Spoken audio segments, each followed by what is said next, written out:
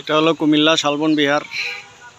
এটা উন্মুক্ত সবার জন্য, খুবই শুধু গাছ আর গাছ।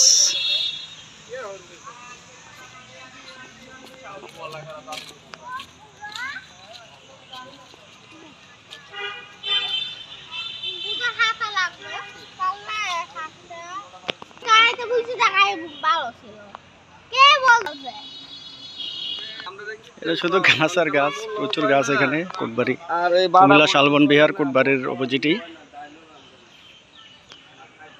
গাছের নিচে প্রশান্তির ছায়া, বাতাস, ঝলমলে আলো।